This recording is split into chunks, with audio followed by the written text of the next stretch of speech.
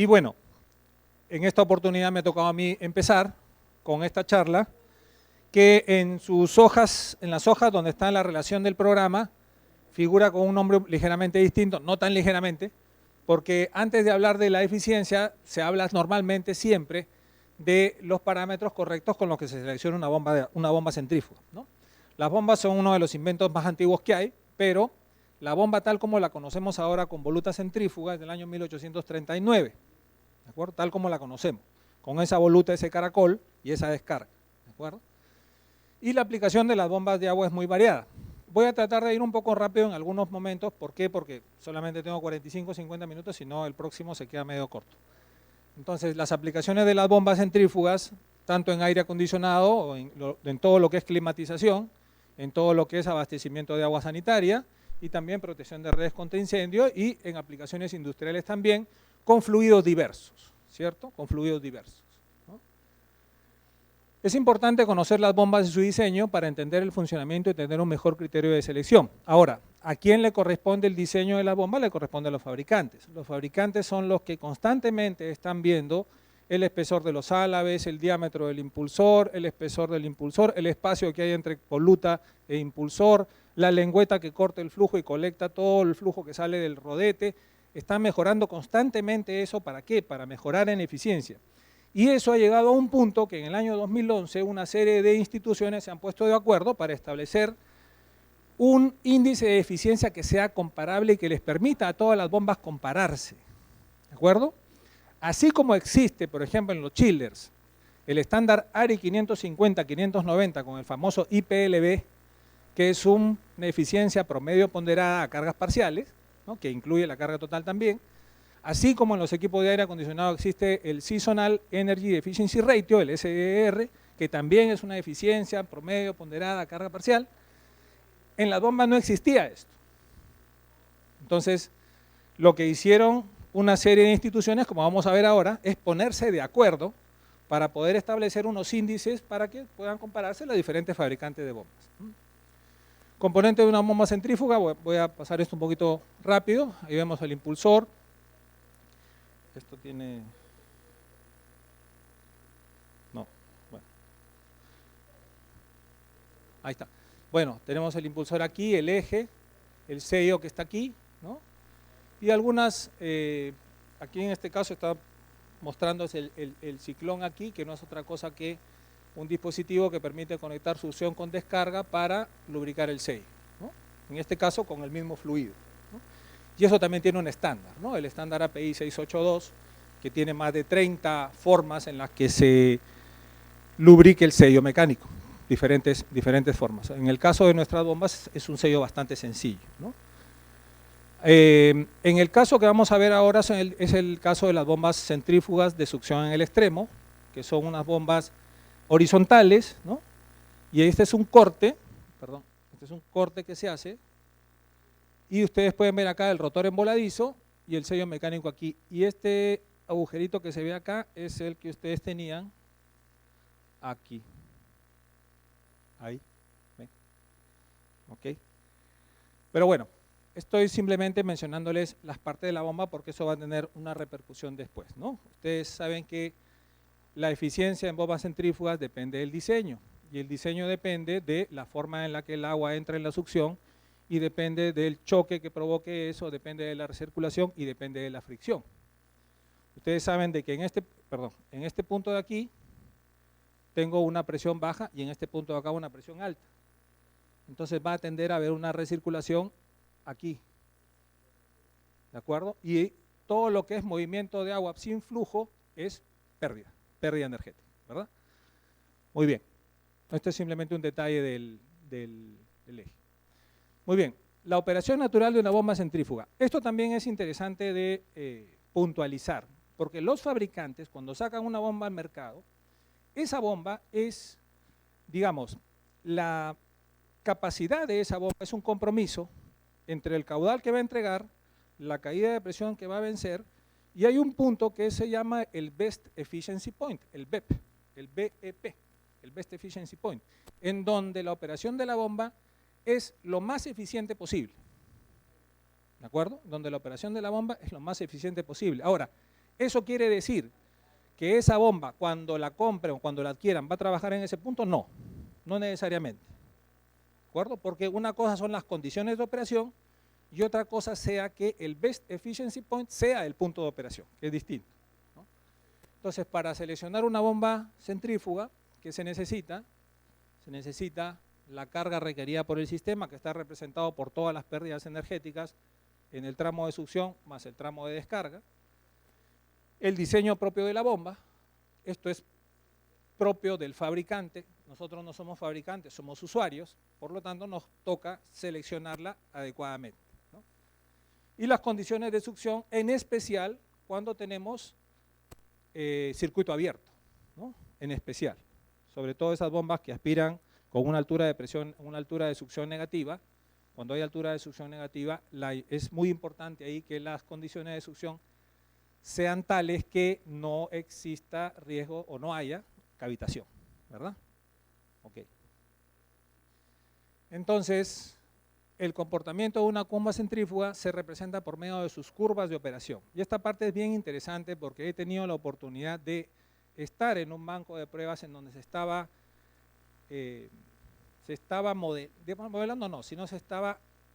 realizando, o mejor dicho, generando los datos para hacer las curvas de la bomba, ¿no? Para hacer las famosas curvas de la bomba. Y estas curvas de bomba son curvas que están normadas, es decir, el Hydraulic Institute, el Instituto Hidráulico, es el que dice qué tipo de prueba se le debe hacer y qué tipo de información se le debe entregar al cliente, ¿no? Ahora ustedes van a ver. Esa información que se le entrega al cliente, evidentemente es información que tiene que ser generada por el fabricante, ¿verdad? Representan el resultado de múltiples pruebas en un mismo diseño probadas en laboratorio bajo las mismas condiciones de operación. Ustedes ven aquí el eje horizontal, que es el eje del caudal, el eje vertical, que es el eje de la carga, y la curva de la bomba es una curva que se llama curva de pendiente negativa. ¿De acuerdo? En una curva de pendiente negativa, cuando yo tengo más caudal, la capacidad de vencer una pérdida energética disminuye, eso es normal, y viceversa, ¿cierto? Imagínense si ustedes empiezan a cerrar la válvula de agua y sale más agua, no tiene sentido, ¿no? Van cerrando, tiene que salir menos, entonces hay más pérdida, adelante, hay más pérdida energética, tiene que reducirse el caudal, y cuando hay menos pérdida energética, el caudal aumenta, ¿de acuerdo? Entonces, se van generando diferentes puntos, y así se va construyendo lo que se conoce como la curva de la bomba.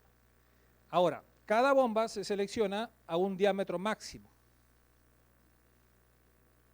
Y a partir de ahí podemos tener diferentes curvas hacia abajo. Vamos a ver una curva real. Los fabricantes también hacen sus famosas curvas, estas ya son curvas, diagramas comerciales, en donde muestran toda la serie de bombas que tienen y el compromiso entre caudal y caída de presión que tiene que haber. Pero vayamos a algo mejor. Miren, ahí ustedes tienen una curva de operación típica de una bomba. Ustedes ven aquí el eje del caudal, el eje de la altura de las pérdidas energéticas, o la altura dinámica total también que se llama, y tienen ustedes aquí una curva a 9.25 pulgadas, lo cual quiere decir que el diámetro máximo que esa bomba puede, el diámetro máximo de impulsor que esa bomba puede tener es 9.25 y el diámetro mínimo es 6.75. Entonces, esa bomba ha sido, las curvas de esta bomba han sido realizadas con diámetros de rotor desde 6.75 hasta 9.25 pulgadas. ¿A qué velocidad? A 1760 RPM. Y está claro, porque esta es una bomba centrífuga, está claro que mientras más diámetro de rotor, más acción centrífuga, entonces más caudal y más capacidad de vencer la altura dinámica total. ¿De acuerdo? Más capacidad de vencer, eso es así. Entonces, pero una bomba no trabaja con un solo diámetro de rotor, trabaja con un rango. Entonces, es desde 6.75 hasta 9.25. Y ustedes ven que las curvas son parecidas unas a otras. Curva típica de bomba, curva típica de pendiente negativa. Ahora, yo les comento. En cada una de estas curvas, fíjense, esta bomba, este modelo, el punto de más alta eficiencia está aquí, 78%. Entonces, este punto es el best efficiency point para esta bomba.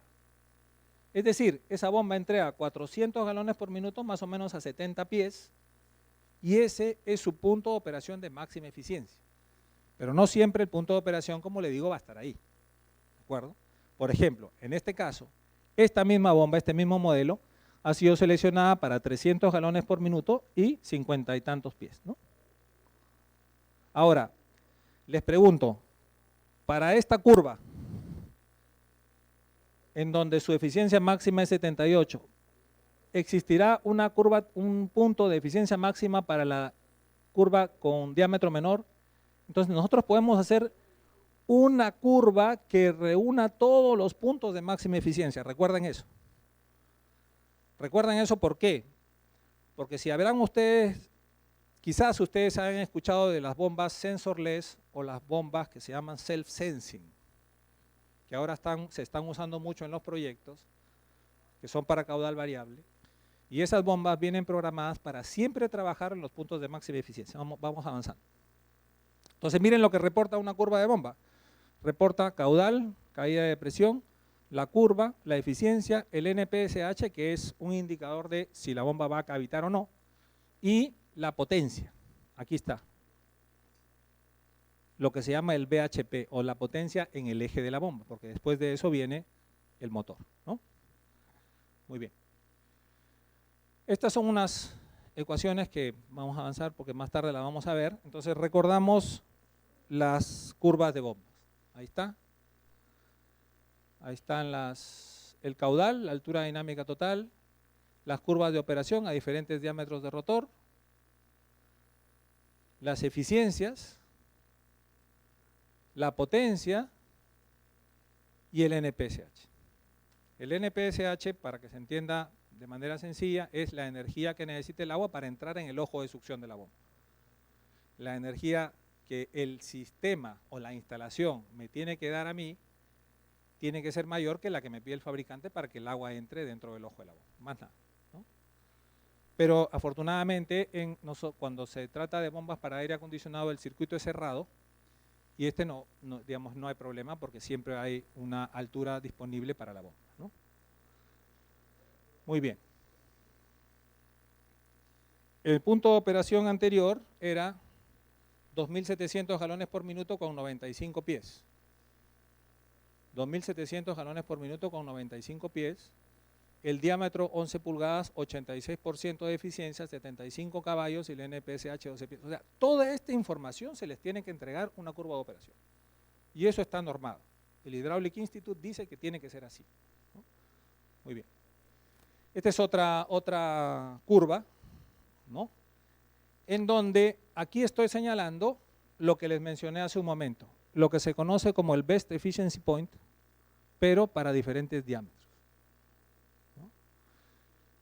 Ahora, les pregunto, ¿cómo se puede variar la capacidad de una bomba? Está claro que cambiando el rotor se puede. ¿Qué otra forma hay? ¿Variando qué?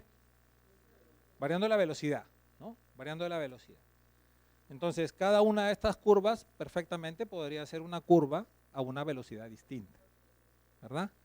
Entonces, para cada curva a velocidad distinta, puedo tener el punto de máxima eficiencia. Entonces, lo que estamos trazando aquí, o tratando de poner los puntos, es sobre los puntos de máxima eficiencia a diferentes velocidades. Y cuando la bomba trae eso en su controlador, la bomba se va a ubicar siempre en el punto de menor consumo. Es por eso que es tan importante entender bien el funcionamiento de las bombas que se llaman las self-sensing pumps o las bombas sensorless. Ya no utilizan el famoso transmisor de presión diferencial, que además es difícil colocarlo, ¿no? A veces yo he encontrado que lo ponen en la planta de abuela misma, a veces lo ponen a una distancia intermedia. Realmente es un arte, ¿no? Es digamos, una práctica, responde más a la práctica que a un número específico o a un valor específico, ¿no? Muy bien. La diferencia entre curva teórica y curva real, rápidamente, ahí tienen la curva real, que es esta, la curva teórica es de arriba, estamos hablando de una bomba centrífuga, la teoría de las turbomáquinas me dice esto, ¿no? Y ustedes ven ahí que ¿en dónde se acerca más la curva teórica a la real? En la zona central, ¿no? Entonces, la idea es poder trabajar la bomba aquí, en la zona donde hay más cercanía entre la curva real y la curva teórica, ¿no? Vamos a avanzar. Evidentemente, a bajos caudales tenemos pérdidas por choque, por turbulencia en la succión, y a altos caudales tenemos pérdidas altas por fricción. Llega un momento en donde las pérdidas son tan grandes que el fabricante dice, a partir de aquí ya corto y ya no puedes trabajar un poco más allá. Pasamos a la bomba siguiente, ¿no? Términos importantes, esta es la ecuación con la que se calcula la potencia. Por tanto, fíjense que si yo tengo un medidor de caudal, tengo 2 manómetros y puedo medir el consumo, entonces, ¿qué es lo que sale? ¿Qué es lo que se determina? La eficiencia, ¿verdad? Si yo mido el caudal en un banco de pruebas, tengo un par de manómetros que miden el salto en presión, succión, descarga. Tengo el consumo porque tengo un batímetro y voy midiendo el consumo, entonces lo que voy a encontrar es esto. ¿Y la eficiencia qué cosa quiere decir desde el punto de vista del fabricante? La eficiencia lo que quiere decir desde el punto de vista del fabricante es que ahí es donde se ve el valor de su diseño. Ahí es donde se ve el valor de su diseño, ¿no? Muy bien, ¿qué tal? Esto lo vamos a avanzar un poquito más. Esto también es importante conocer para una correcta selección. La bomba siempre corre desde el shut off, o sea, desde caudal cero, bomba prendida pero caudal cero, o sea, válvula cerrada, ¿no?, hasta un punto que se llama el run out, en donde aquí ya no, porque hay tanto caudal y hay tanta pérdida por fricción, la bomba se vuelve muy ineficiente, pasamos a otra bomba. ¿De acuerdo? Entonces vamos desde caudal cero hasta un caudal máximo y ahí es donde el fabricante corta. Es por eso que ustedes han visto en las gráficas que la curva, ¿ven cómo se corta? Entonces, si ustedes tienen incertidumbre de en qué posición final va a trabajar la bomba, no pongan el punto de operación muy cerca aquí, porque además de ser muy ineficiente, pueden tener pérdidas mucho mayores, ¿no? Ya no es recomendable trabajar ahí. Incluso puede haber cavitación, porque en la medida que hay más caudal, la posibilidad de cavitación crece, ¿no? Entonces eso también es importante tomarlo en cuenta. Seguimos.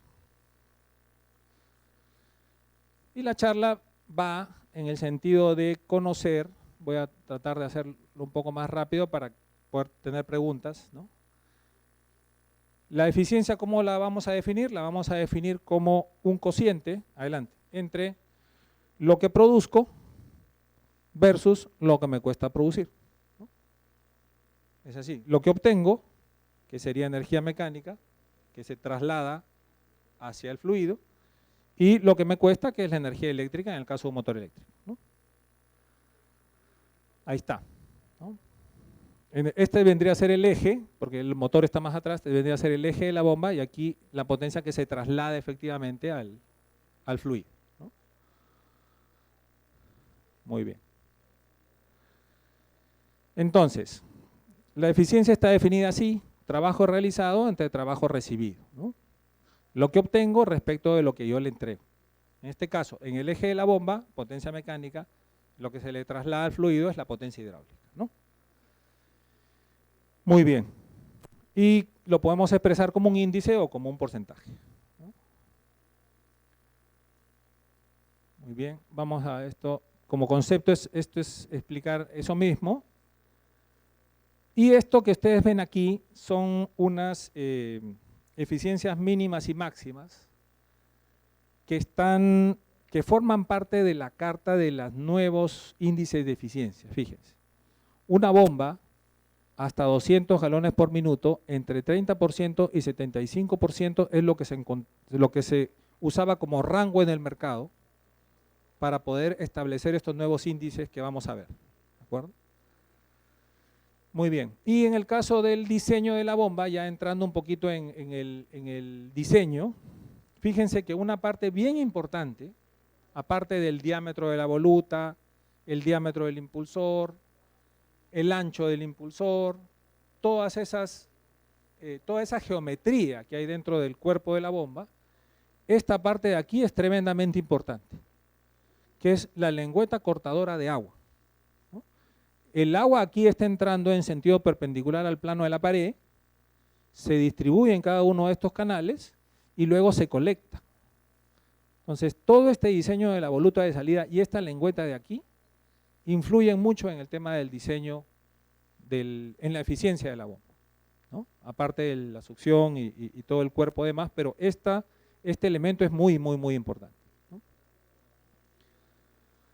Y sí. No, el golpe de ariete es otro concepto, es más ya de operación, ¿no? No es de diseño de la bomba. Sí.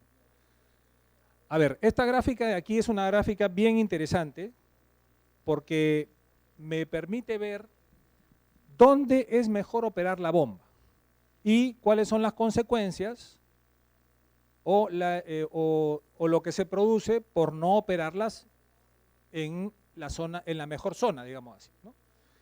Miren, cuando estamos trabajando a bajo flujo se produce incremento en temperatura, bajo flujo de cavitación, baja vida de los rodamientos y la vida del sello, ¿no?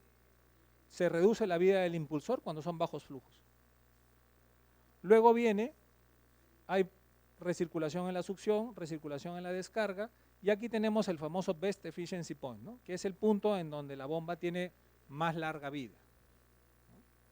Entonces, el Instituto Hidráulico saca esta gráfica para decirles a ustedes que entre el menos 30% y el 15% del Best Efficiency Point es una buena práctica usar la bomba ahí. Una mejor práctica es de menos 20 hasta más 10 del Best Efficiency Point y de menos 10 a más 5 es la mejor práctica. Si ustedes tienen una bomba de caudal constante que fluctúe entre menos 10 y más 5, ustedes van a tener una larga vida de la bomba, que incluye larga vida de los sellos, ¿de acuerdo? Y menores pérdidas, obviamente, ¿no? Esta gráfica la encontré hoy día así, en español, se entiende un poquito mejor, pero es básicamente lo mismo, ¿no? Entonces, tanto los altos caudales como los bajos caudales producen pérdidas en la bomba de tal magnitud que me alejan del punto de mejor eficiencia, ¿de acuerdo? Muy bien, y recuerden esto también, ¿no? Que todo lo que son sistemas de aire acondicionado, en especial los sistemas de agua helada, tienen un impacto en el consumo del edificio bien grande, ¿no? Estamos hablando de entre un 35 a un 50% de impacto en consumo, dependiendo del tipo de edificio, ¿no? Entonces, es evidente que si ya se han hecho estudios y se ha hecho todo un trabajo para establecer estándares de eficiencia de equipos enfriadores de agua, se han hecho estándares de eficiencia de equipos de aire acondicionado con refrigerante, se han hecho un esfuerzo grande, faltaba hacer un esfuerzo para, faltaba hacer un esfuerzo para establecer una forma de comparar los diferentes fabricantes de bombas que no solamente tomen en cuenta la eficiencia en el punto de operación o el Best Efficiency Point, porque podríamos trabajar a diferentes valores de carga, ¿cierto? Y eso era lo que no existía, ¿no? En el chiller sí, a uno le enseñan el concepto del IPLB y entonces le dan el valor de eficiencia a 25, 50, 75 y 100% de carga, igual para los equipos de aire acondicionado, ¿no? Pero en bombas no, en bombas ¿qué se comparaba? Se comparaba la eficiencia en el punto de operación. Entonces uno decía, mi bomba es más eficiente que la tuya, porque a mí me sale 74 y la tuya dice 73, pero no necesariamente así, sobre todo cuando trabajas a cargas parciales. Porque eso va a depender ¿de qué? Del tipo de curva que tenga. Hay curvas que son planas, hay curvas que son muy dependiente negativa, y eso es parte del diseño de la bomba. Entonces, una serie de instituciones se empezaron a poner de acuerdo para decir en el año 2011, tenemos que establecer unos estándares para comparar las bombas centrífugas, ¿de acuerdo? Y van a ver que la especificación va a cambiar, ¿no? Y eso es bien importante de saber.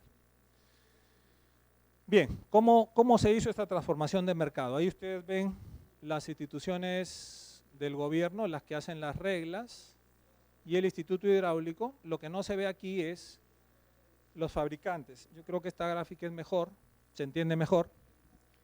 El Departamento de Energía, el DOE, inicia esfuerzos en el año 2011 para desarrollar estándares de eficiencias para bombas que me permitan comparar a los diferentes fabricantes, ¿no?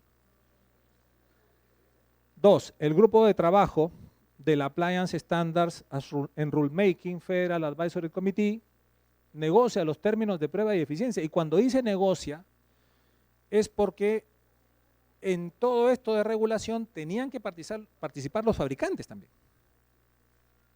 Entonces los fabricantes se juntaron y dijeron, bueno, yo produzco bombas así, yo produzco bombas así, cada uno tenía su diseño, y se pusieron de acuerdo y dijeron, bueno, vamos a establecer que esta sería la eficiencia mínima en este rango de caudal, esta sería la eficiencia mínima en este rango de caudal, y establecieron esos valores. Súper interesante, porque ¿quién mejor que ellos que desarrollan tecnología para poder decir, establecerse ellos mismos retos en cuanto a las eficiencias de sus bombas, ¿no?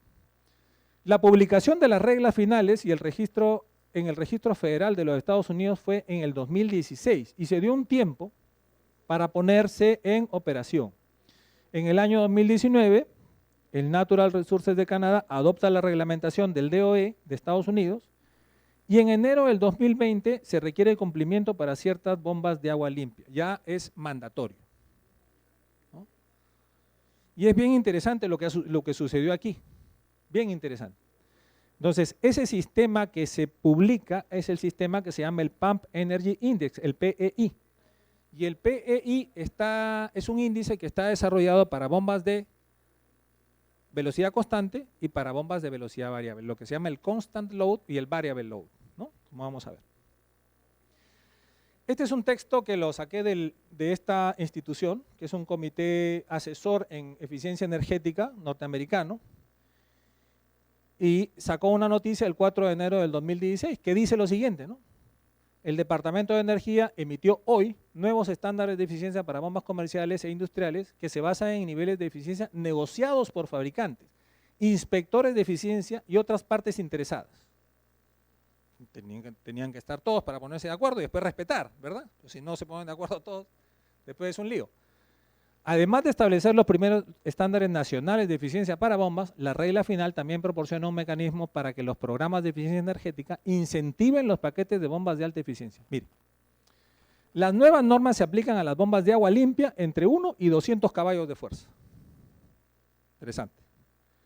Segundo, que se utilizan, dice, para una amplia gama de aplicaciones, tales como riego, recirculación de agua fría y agua caliente en edificios comerciales para calefacción y refrigeración y aumento de presión en edificios de apartamentos de gran altura. O sea, aplicaciones sanitarias y aplicaciones de climatización, ¿verdad? Y riego también. Y miren lo que dice, los estándares requerirán que el 25% menos eficiente de las bombas en el mercado actual sea rediseñado para mejorar la eficiencia y reducir las pérdidas de energía. Es decir, se retiran del mercado. Interesante, ¿cierto? Es toda una revolución. Es como si decir ahorita, bueno, vamos a revisar las eficiencias de todos, el 25% menos eficiente ya no está. Bien interesante ponerse de acuerdo entre todos, ¿verdad? Por eso es que había que ponerse de acuerdo entre todos, porque si no, nadie lo respeta. Bueno, y dice acá también, las bombas que cumplen con los nuevos estándares vendidos durante 30 años reducirán el consumo de electricidad en aproximadamente 30.000 millones de kilovatios hora, lo que equivale al uso anual de electricidad de 2.8 millones de hogares. Y el ahorro ahí significaría 400 a 1.100 millones de dólares, solamente en esa aplicación. Entonces tenía sentido ir en el tema del ahorro energético, porque también había obviamente un ahorro en consumo, ¿no? Un ahorro en dinero. Los beneficios de ahorro de energía de los variadores de velocidad se capturan en la nueva métrica. Es bien interesante porque no es solamente la bomba a velocidad constante que se evalúa, sino la bomba a velocidad variable, es decir, con su variador. Bien interesante. De modo que una bomba con variador de velocidad tendrá una calificación significativamente mejor que una bomba de velocidad constante, ¿no? Eso ya lo sabíamos, pero ahora existe un índice, ¿no? Muy bien. Y el PEI, el Pump Energy Index, aquí está el PEI, no es otra cosa que una proporción entre este valor de eficiencia estandarizado en el que todos se han puesto de acuerdo y el de la bomba que yo quiero evaluar. ¿De acuerdo? De tal forma que, díganme ustedes, ¿este valor mientras más alto es mejor o mientras más bajo es mejor?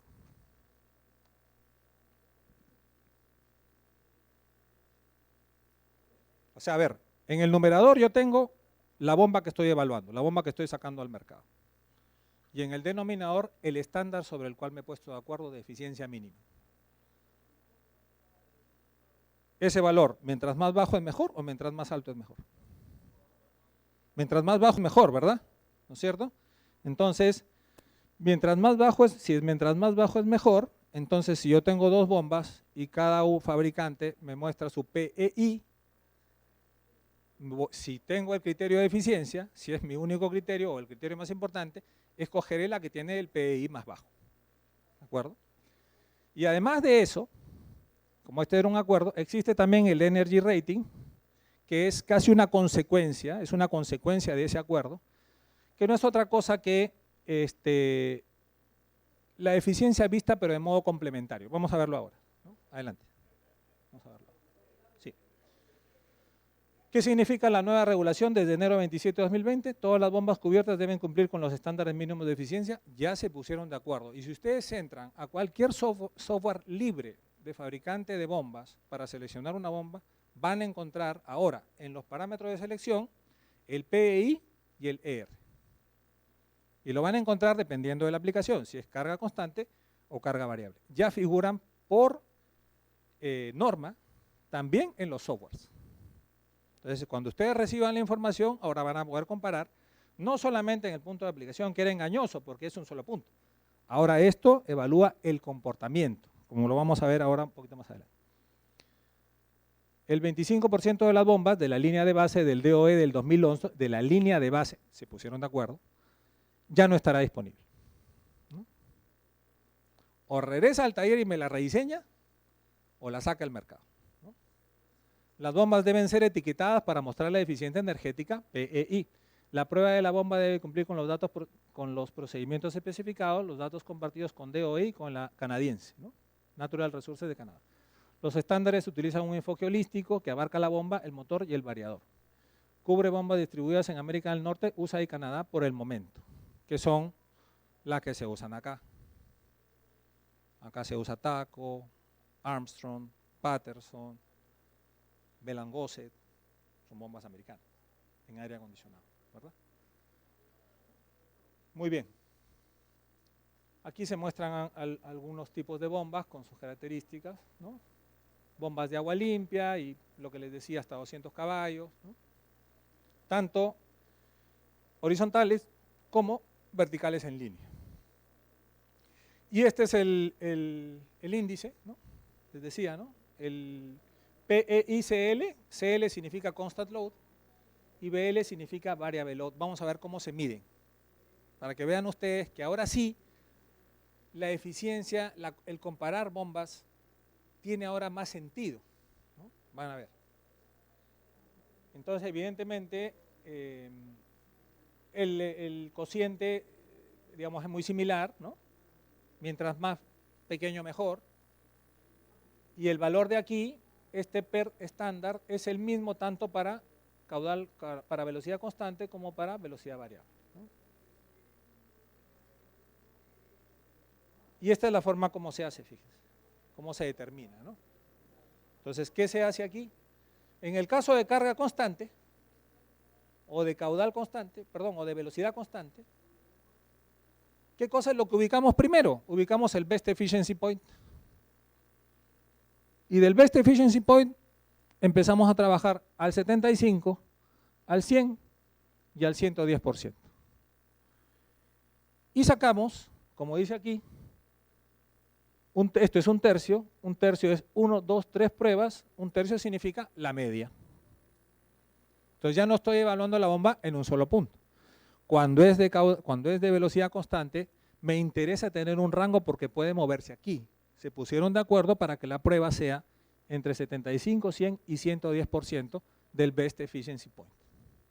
¿De acuerdo? En el caso de caudal variable, lo que hicieron fue, muy bien, ¿se acuerdan de estos puntos? ¿No? En cada una de estas curvas el Best Efficiency Point, y lo hicieron para 25, 50, 75 y 100% del caudal nominal, del caudal que corresponde al Best Efficiency Point. ¿Y cómo hicieron? Sacaron la media, un cuarto.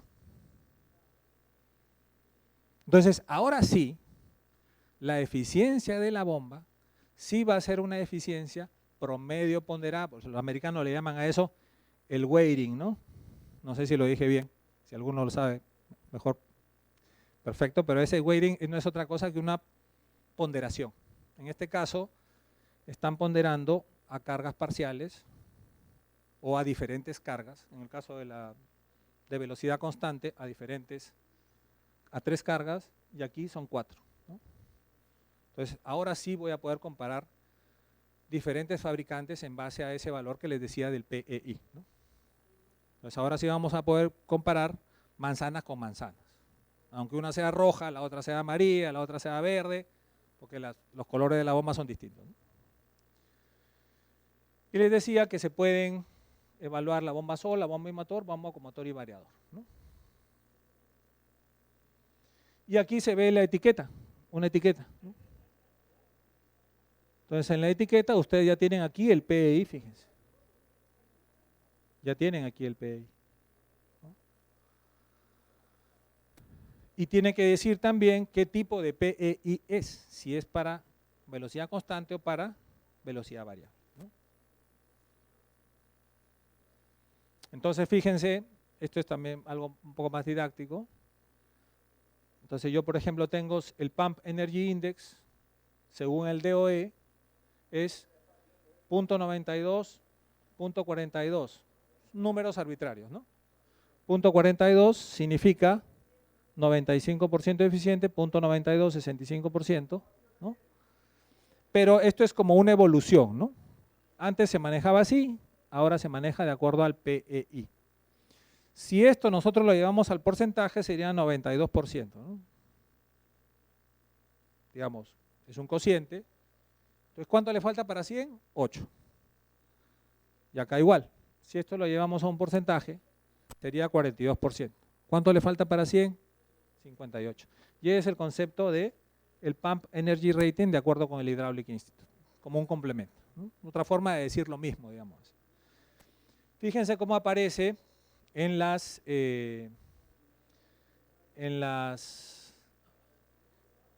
y otra cosa bien importante, que como esto es un acuerdo, el Hydraulic Institute lo publica. Entonces ustedes pueden entrar a la página del Hydraulic Institute a ver si esa bomba tiene el PEI que dice su placa o que le dicen el submitter, ¿no? Ahí está. Y la pueden comparar, lo pueden obtener de manera independiente de lo que les diga el proveedor, ¿no? Bueno, aquí se muestra una bomba en caudal variable, una bomba self-sensing. ¿No? Y bueno, información que existe para que ustedes lo verifiquen, ¿no? Ahí está en las hojas, digamos en el material que ustedes van a tener están las referencias de internet para que ustedes busquen. ¿Y qué toca ahora? ¿No? Buscar en el etiquetado de los principales fabricantes de bombas, utilícelo para comparar las bombas. ¿No? Comprender el PEI y la clasificación energética del Hydraulic Institute para que puedas agregar requisitos a las especificaciones. Una ahora va a especificar el valor del PEI. 2020 fue la fecha de vigencia del reglamento, pero ya se habían introducido algunas bombas nuevas desde estas fechas.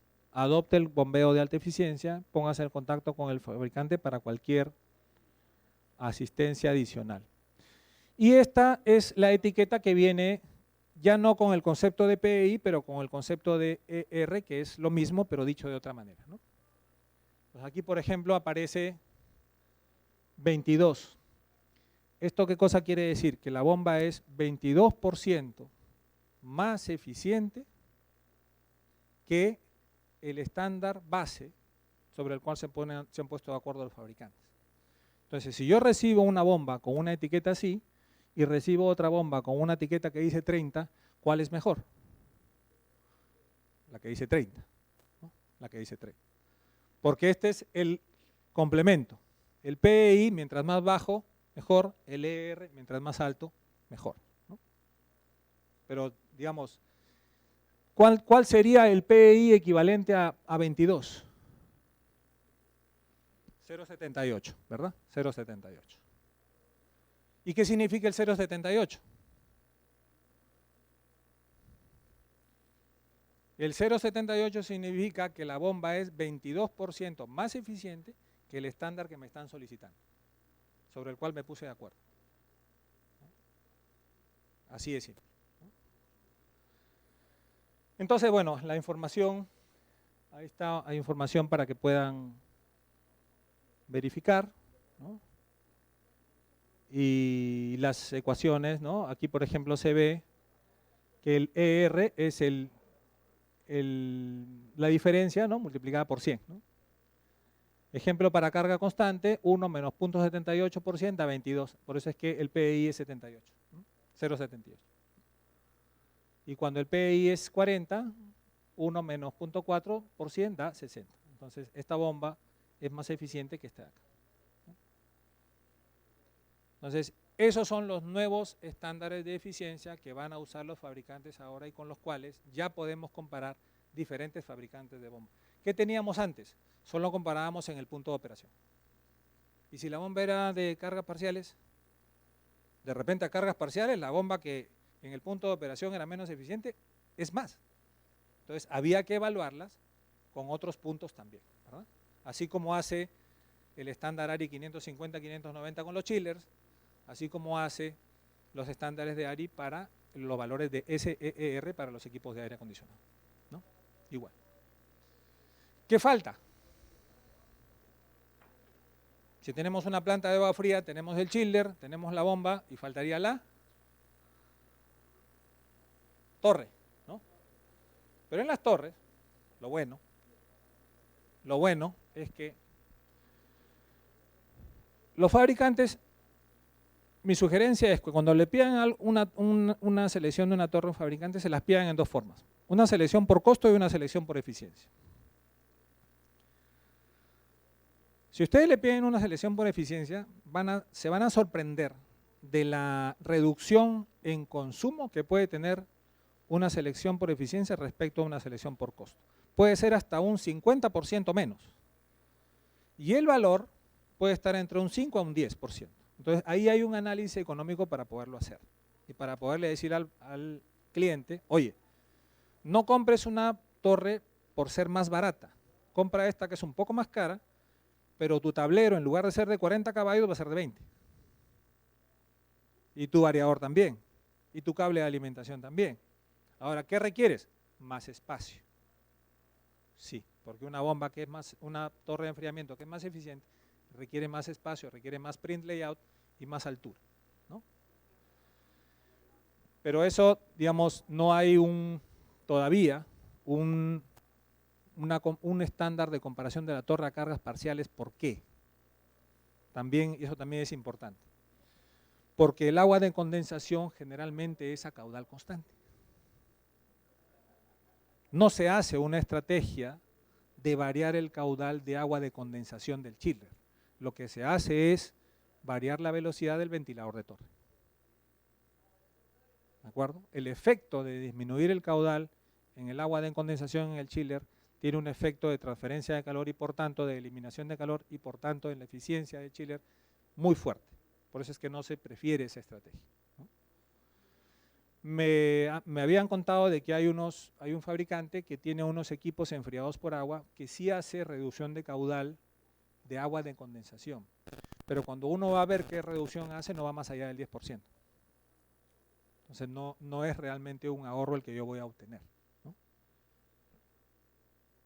Bien.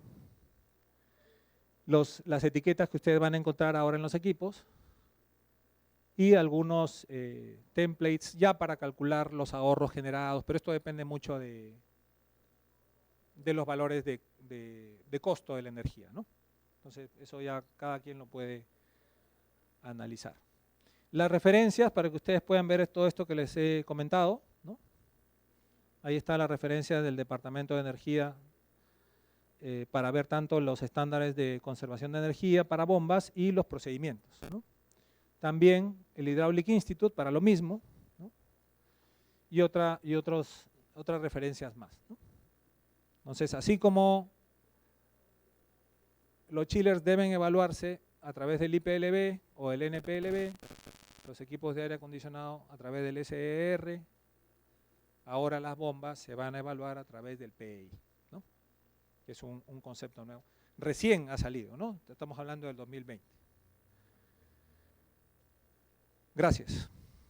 Traté de hacer un poco rápido, pero tenía mucha información que dar. Gracias. No sé si hay algunas preguntas. ¿Estamos bien de tiempo? ¿Estamos bien de tiempo? Sí. Entonces, lo interesante que yo veo aquí es cómo diferentes partes interesadas se ponen de acuerdo, ¿no? Para hacer algo mejor, ¿no? Entonces interviene el Estado a través de su Departamento de Energía, intervienen los fabricantes, intervienen las asociaciones tipo, digamos, similares al Green Building Council, ¿no? Que son comité de asesores, ¿no? Y todos se ponen de acuerdo. Es súper interesante porque al final, ¿qué se obtiene? Algo que es beneficioso para todos. Sí.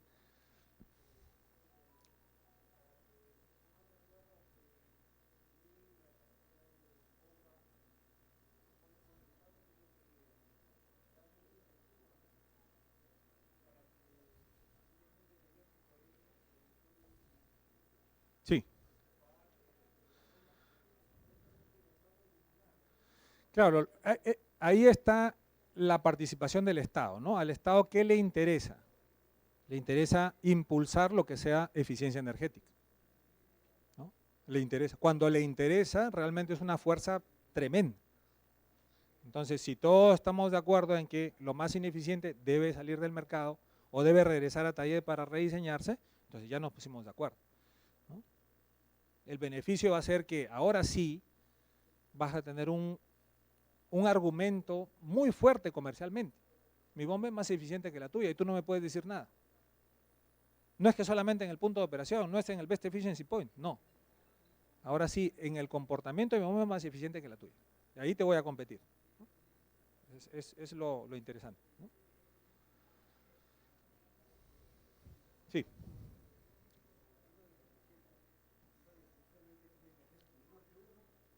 Sí, menor que uno.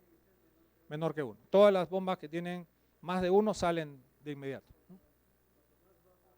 Cuanto más bajo, mejor. El PEI, ¿no? El PEI, sí. Fabio. Más allá de analizar individualmente el desempeño de la bomba o de la torre, ¿existe algún indicador que permita referenciar el desempeño del sistema? Sí. Cuando hablo de sistema, hablo del sistema incluyendo cómo juega el chiller, la bomba, la torre, para balancear las diferentes apuestas. Exactamente, sí, sí, sí. Eso es muy importante porque justamente estábamos conversando ayer un poco de eso. Estábamos hablando de que, ok, tengo la bomba aquí, tengo el chiller acá, tengo la torre aquí. Pero si yo me paro fuera de la planta de agua helada, yo veo que todo es una sola cosa. Entonces, lo que realmente me interesa es la eficiencia del conjunto.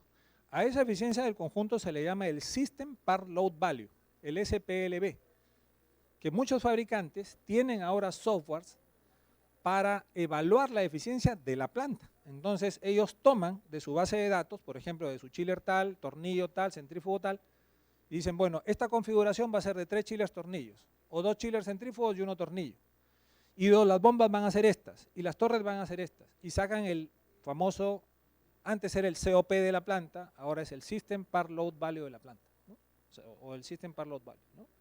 Entonces sí, eso ahora está todo en los bufetes de diseño. Estuve ahora en Guadalajara, ya lo evalúan así, ¿no? Ya lo evalúan así. Entonces, claro, establecen, este es mi esquema de planta, esta es mi estrategia de control y estos son mis valores de SPLB. Entonces uno puede decir, bueno, tengo 2.000 toneladas, voy a emplear 4 chillers de 500, 5 chillers de 400, 4 chillers de 1000, ¿no? O perdón, 2 chillers de 1000, en estrategia 4 en paralelo, doble paralelo, y van comparando, ¿no?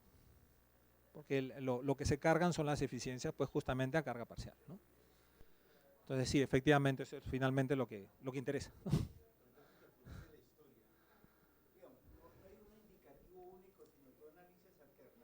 Exactamente, sí. Empieza a arrojar un SPLB que te permite analizar y comparar cómo van las eficiencias, pero debajo de eso también cómo van los costos, tanto en nivel Exactamente, de producción sí. como a nivel de consumo promedio Sí. anual o consumo anualizado, como se quiere llamar. Y hay alguna, digamos, pauta que tú nos quieras regalar de decir, mire, cuando vayan a hacer eso, evalúen por este lado. ¿Cuáles serían esos indicadores tuyos que podrían darnos como decir, mira, cuando vas a hacer el ejercicio, mira por acá, Pues la mejor pauta, creo yo, es conocer cómo es el comportamiento de cada máquina. ¿Por qué? Porque a veces nosotros, y lo he vivido también, recibíamos las hojas técnicas con el IPLB, y bueno, recibíamos las hojas técnicas, decíamos, ok, la eficiencia carga total, ¿cuánto es? Tanto, la eficiencia carga IPLB es tanto, pero no hablábamos del conjunto, ¿no? Ahora, si entramos en el detalle de cada valor, de cada cosa, entonces ya vamos a poder entender las estrategias de control. Si trabajo con un solo chiller, con 2 chillers al 50%, cuándo entra el otro, y esas estrategias ya vienen en esos softwares. Es bien interesante. Entonces, los reportes, por ejemplo, que yo he visto son reportes, uno tenía 0.38, 0.39, 0.42. Decía, bueno, entonces me voy con el 0.38, que es el más eficiente, ¿no? Entonces, sí, pero eso ahora es finalmente lo que decide el esquema de planta, ¿no? Sí. Listo. Muchas gracias.